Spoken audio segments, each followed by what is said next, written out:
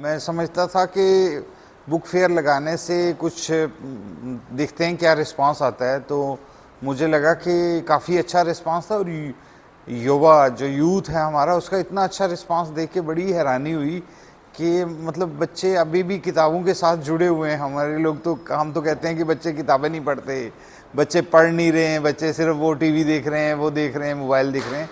लेकिन इस बार मुझे लगा कि नई नस्ल काफ़ी पढ़ रही है और काफ़ी शौक़ से आती है किताबें ख़रीदने, देखने। और उससे ज़्यादा जितनी मतलब जितना उत्साह देखा गया ना यहाँ इस बुक फेयर में, उससे कुछ हौसला बढ़ा है कि इस तरह के प्रोग्राम आगे भी होते रहने चाहिए कला केंद्र में, जिसमें कि यूथ जुड़े और बच्चे जुड़े ख़ास तौर पे। क्योंकि अब एक तो गर्मी थी, गर्मी के दिन थे, और दूसरा ये कि उस तरह से डिस्प्ले जिस तरह से बुक फेयर में आता है उस तरह का अगरचे नहीं आया, लेकिन बहुत ही ज़्यादा बच्चे आए यहाँ पे। और वैरायटी जो किताबों की है बहुत ही रेयर है, क्योंकि लिटरेचर की हर विषय के ऊपर आपको किताब मिलेगी और 1 लाख से ज़्यादा किताबें यहाँ प्रदर्शित हैं। तो ऐसा रेयर कम्बिनेशन बड़ा कम मिलता है। इम्प्रूवमेंट की हर वक्त गुंजाइश रहती है, कभी भी आप इम्प्रूव कर सकते हैं।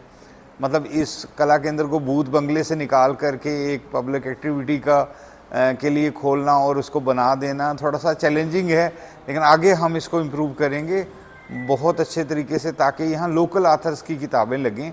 हमें ज़्यादा उस पर है कि भाई डोगरी की, कश्मीरी की, गोजरी की, पंजाबी की, यहाँ लोकल लैंग्वेजेस जो हैं उनके लोकल आथर जो हिंदी में लिख रहे हैं, जो उर्दू में, अंग्रेज़ी में लिख रहे हैं, उनकी किताबें ज़्यादा लगनी चाहिए, क्योंकि यूथ उनके साथ भी जुड़नी चाहिए कि हमारे खुद के कितने आथर हैं।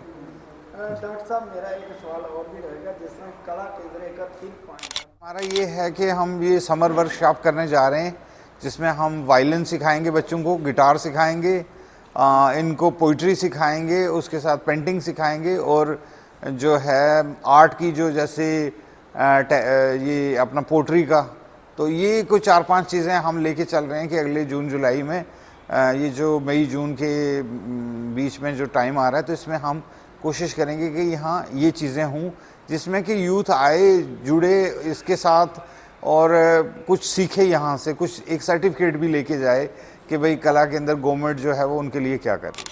तो हमने डिस्ट्रिक्ट एडमिनिस्ट्रेशन के पास थे, तो वो हमने खाली करवा लिए पेंटिंग के स्टूडियो। सिर्फ हमारा ये है कि वहाँ पे एसी लगाने का काम चल रहा है, जो ही वो कंप्लीट होता है तो हम नॉमिनल चार्जेस पे उनको वहाँ पे इंटर कर देंगे, उनके लिए सारी चीज़ें मुहैया रखेंगे ताकि वो आएँ यहाँ पे काम करें, बैठें। स्टूडियो में उनके हर एक के लिए एक अलमारी हमने रखी है पहले से कि वो अपना कोई सामान रखना चाहते हैं, उनके बैठने के लिए जगह, टेबल वगैरह कर दिए हुए हैं। और आगे हम मैं समझता हूँ कि जल्दी ही इसको ना हम शुरू करने जा रहे हैं एक स्टूडियो को।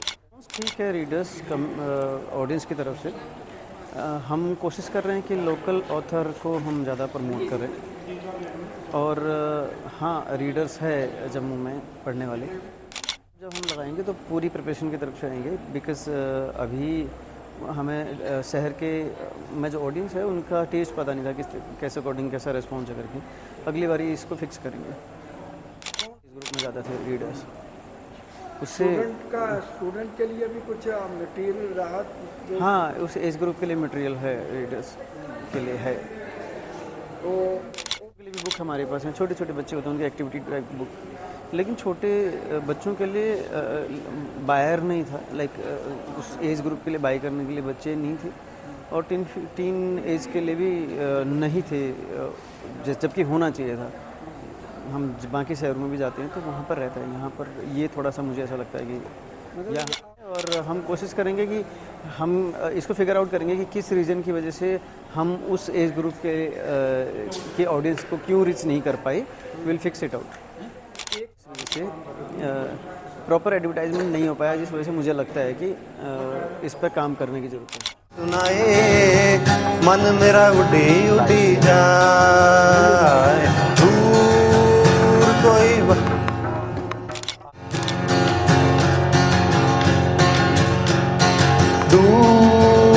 कोई बंसुरी बजाए, मन मेरा उड़ी उड़ी जाए, दूर कोई बंसुरी बजाए, मन मेरा उड़ी उड़ी जाए।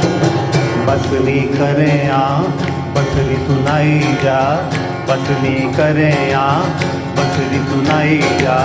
मिलने दी चाह विच गीत तू गाई जा, अपनी धुन विच सारे गी रमाई जा, अपनी धुन विच सारे गी रमाई जा। दूर कोई बंद